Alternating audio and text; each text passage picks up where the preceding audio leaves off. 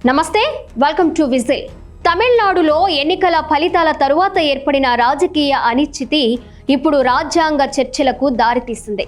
అతిపెద్ద పార్టీగా అవతరించిన తమిళ వెట్రి కజగంకు ప్రభుత్వం ఏర్పాటు చేసే అవకాశం ఇవ్వాలా లేక ముందుగా పూర్తి మెజారిటీ నిరూపణ కోరాలా అన్న ప్రశ్న చుట్టూ వివాదం ముదురుతోంది.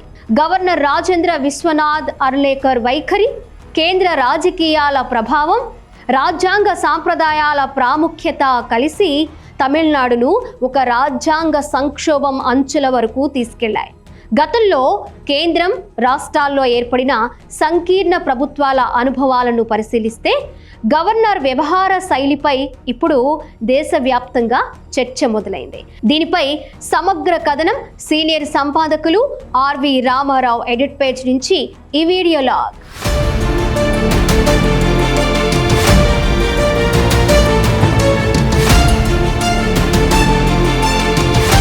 5 శాసనసభలకు ఎన్నికలు పూర్తయి సోమవారం ఫలితాలు వెలువడి 3 రోజులు గడిచాయి.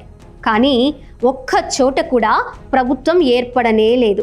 బెంగాల్లో 9వ తేదీన, అస్సాంలో ప్రభుత్వాలు 12వ తేదీన కొత్త ప్రభుత్వాలుగా ఏర్పడతాయంటున్నారు. కేరళలో కాంగ్రెస్ నాయకత్వంలోని యూడీఎఫ్ మెజారిటీ సాధించినా ఎవరూ ముఖ్యమంత్రో తేలనే లేదు. ఇంకా చర్చలు కొనసాగుతున్నాయి. తమిళనాడులో విచిత్రమైన పరిస్థితి ఏర్పడింది. సినిమా నటుడు జోసెఫ్ విజయ్ ఏర్పాటు చేసిన తమిళ వెట్రి కజగం 108 స్థానాలు సంపాదించి అతిపెద్ద పార్టీగా అవతరించింది. తమిళనాడు శాసనసభలో 234 స్థానాలున్నాయి కనుక సాధారణ మెజారిటీకి 118 మంది మద్దతు ఉండాలి. కానీ విజయ్కు కేవలం 108 మంది మద్దతే ఉంది. 5 సభ్యులున్న కాంగ్రెస్ విజయ్కు మద్దతు ఇస్తానంటోంది. కానీ గవర్నర్ రాజేంద్ర విశ్వనాథ్ అర్లేకర్ మాత్రం తగిన మెజారిటీ లేదు కనుక మద్దతిచ్చే వారి నుంచి లేఖలు అందితే గానీ ప్రభుత్వం ఏర్పాటు చేయడానికి అనుమతించను అని భీష్మించారు. సాంకేతికంగా ఆయన వాదన సరైందిగానే కనిపించొచ్చు. కానీ చట్టాల కన్నా ఆనవాయితీలకే బలం ఎక్కువ. ఎన్నికల తరువాత ఏ పక్షానికి తగినంత మెజారిటీ రాకపోతే అతిపెద్ద పార్టీ ప్రభుత్వం ఏర్పాటు చేసిన ఉదంతాలు పార్లమెంటులోనూ ఉన్నాయి, వివిధ శాసనసభల్లోనూ ఉన్నాయి. పివి నరసింహారావు ప్రధానమంత్రిగా ఉన్నన్నాళ్ళు ఆయనకు మెజారిటీ లేదు. కానీ ఆ ప్రభుత్వం 5 ఏళ్ల కాలాన్ని పూర్తి చేసింది.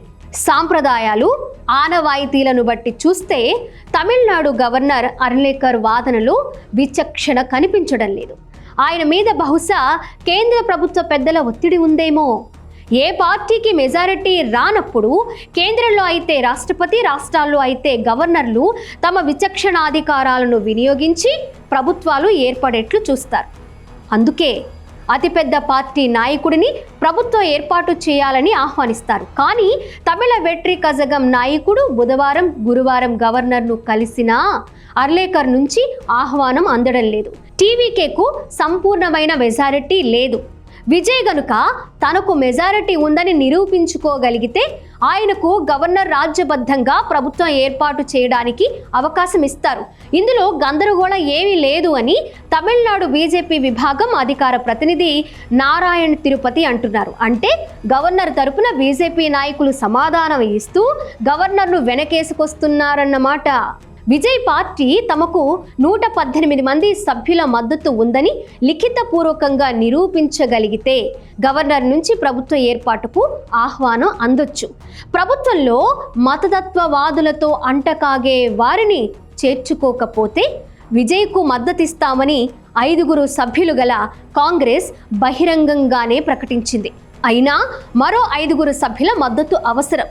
ఇలాంటి పరిస్థితుల్లో సాధారణంగా గవర్నర్లు అతిపెద్ద పార్టీగా అవతరించిన పక్షం నాయకుడికి ప్రభుత్వం ఏర్పాటు చేసి శాసనసభ వేదికపై మెజారిటీ నిరూపించుకోవాలని కోరుతారు. కానీ అర్లేకర్ మాత్రం మెజారిటీకి కావలసిన 118 మంది మద్దతు లిఖిత రూపంలో ఉండాల్సిందేనంటున్నారు. ఒకవేళ విజయ్ తనకు మద్దతిచ్చే వారి నుంచి లేఖలు సంపాదించలేకపోతే సభను సస్పెండ్ చేయాల్సి వస్తుంది. అప్పటికే పరిస్థితి మెరుగుపడకపోతే మళ్ళీ ఎన్నికలు నిర్వహించడం తప్ప మరో మార్గం లేదు. కాకపోతే విజయ్ కోర్టుకెక్కే అవకాశం ఉంటుంది. మతతత్వవాదులతో లంకె లేకపోతే విజయ్కు మద్దతివ్వడానికి సిపిఐ, సిపిఎం, విడుదలై చిరుతైగల్ కచ్చి పార్టీలు సిద్ధంగానే కనిపిస్తున్నాయి. కానీ ఆ పార్టీలు డిఎంకే నాయకత్వంలో కూటమిలో భాగస్వామ్య పక్షాలు. ఈ 3 పార్టీల వారు డిఎంకే అధినేత స్టాలిన్ను కలిసి చర్చించారు. ఎవరి పార్టీల ప్రయోజనాలను దృష్టిలో పెట్టుకుని వారు నిర్ణయించుకోవాలని స్టాలిన్ చెప్పారంటున్నారు. గవర్నర్ ముందే తనకు మెజారిటీ ఉందని నిరూపించుకోవాలంటున్నారు. పేచీ అంతా అక్కడే ఉంది. విజయ్ను ప్రభుత్వం ఏర్పాటు చేయనివ్వాలని 6 నెలలు గడిచిన తరువాత పనితీరు చూసి అప్పుడు నిర్ణయించుకోవచ్చన్నది స్టాలిన్ అభిప్రాయం. ప్రభుత్వం ఏర్పడకుండా రాజ్యాంగ సంక్షోభం ఏర్పడేట్టు చేయడం తమ అభిమతం కాదని స్టాలిన్ స్పష్టంగా చెప్తున్నారు. మక్కల్ నిధి నియం పార్టీ అధినేత, సినిమా నటుడు కమల్ హాసన్ కూడా ఇదే మాట అంటున్నారు. ప్రస్తుత శాసనసభ గడువు వచ్చే ఆదివారంతో ముగుస్తుంది. ఆలోగా ప్రభుత్వం ఏర్పడకపోతే సభను సస్పెండ్ చేయడమే శరణ్యం. 1989 లోక్సభ ఎన్నికల తరువాత కాంగ్రెస్ అతిపెద్ద పార్టీగా నిలిచింది. అప్పుడు రాష్ట్రపతి రాజీవ్ గాంధీని ఆహ్వానించారు కూడా. కానీ ఆయన నిరాకరించడంతో రెండవ అతిపెద్ద పార్టీ అయిన జనతాదళ్ ప్రభుత్వం ఏర్పాటు చేసింది. 1996లో బీజేపీ అతిపెద్ద పార్టీగా అవతరిస్తే వాజ్పేయికి ప్రభుత్వం ఏర్పాటు చేసే అవకాశం ఇచ్చారు. ఆ ప్రభుత్వం మెజారిటీ నిరూపించుకోలేక 13 రోజుల్లోనే పతనమైంది. 1998, 1999లోనూ ఏ పార్టీకి మెజారిటీ రాలేదు, కానీ బీజేపీ ప్రభుత్వం ఏర్పాటు చేసింది. 1999 నాటికి బీజేపీ ఎన్డీఏ కూటమి ఏర్పాటు చేయగలిగింది. ఇక 2004లో 145 సీట్లతో కాంగ్రెస్ అతిపెద్ద పార్టీ సూత్రం ఆధారంగానే ప్రభుత్వం ఏర్పాటు చేసింది. ఇక 1984 నుంచి 2014 మధ్య ఏ పార్టీకి మెజారిటీ రానే లేదు. అప్పుడు సంకీర్ణ ప్రభుత్వాలు ఏర్పడ్డాయి. అతిపెద్ద పార్టీ ఆ ప్రభుత్వాలకు నాయకత్వం వహించేది.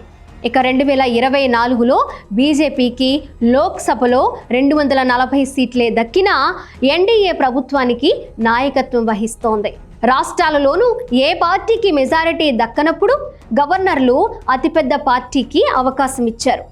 రాజ్యాంగం ప్రకారం అయితే ఏ ప్రభుత్వమైనా గవర్నర్ విశ్వాసం చూరగొన్నంత కాలమే అధికారంలో ఉంటుంది. లోక్ భవన్లు, రాజ్ భవన్లు మెజారిటీ నిరూపణకు వేదికలు కాకూడదని సుప్రీంకోర్టుతో సహా అనేక కమిషన్లు చెప్పాయి. కానీ తమిళనాడు గవర్నర్ తన ముందు మెజారిటీ నిరూపించుకోవాలని వితండవాదం చేస్తున్నారు. గవర్నర్ విశ్వాసం సంపాదించడం అంటే వ్యక్తిగతంగా ఆయనకు నమ్మకం కలగడం కాదు. 1952లో ఉమ్మడి మద్రాసు రాష్ట్రంలో రాజగోపాలాచారి ముఖ్యమంత్రి అయినప్పుడు 375 స్థానాలున్న శాసనసభలో ఆయనకు ఉన్న బలం 152 మాత్రమే. కానీ అసెంబ్లీ ఏర్పడే నాటికి ఆ సంఖ్య 165కు చేరింది. గవర్నర్ల బాధ్యత ప్రభుత్వాలు ఏర్పడేట్లు చూడడం తప్ప అడ్డు తగలడం కాదు.